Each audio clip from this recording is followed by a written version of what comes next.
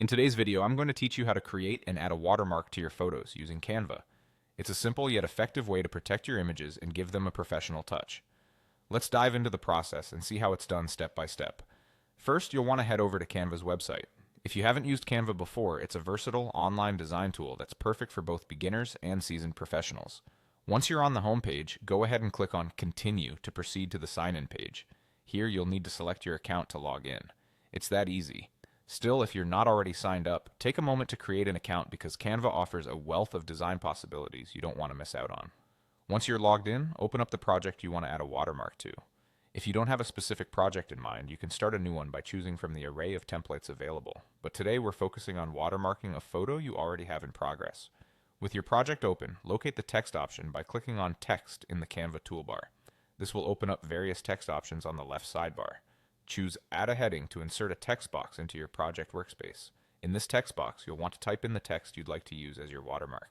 It can be your name, brand, website URL, or any other identifier that suits your needs. Be sure to choose a font that aligns with your brand identity, something readable yet distinctive.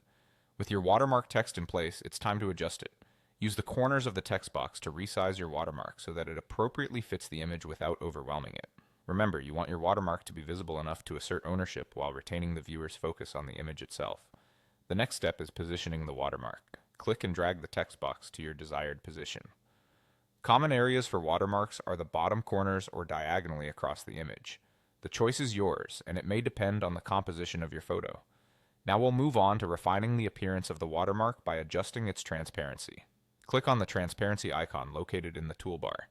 This allows you to reduce the visibility of the watermark, ensuring that it's unobtrusive while still serving its purpose. Often a transparency level of around 50% works well, but feel free to experiment and see what best matches your preference.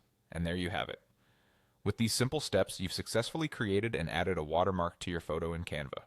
I hope this has been helpful and that you now feel confident in protecting your digital work. Thank you for watching, and until next time, happy designing.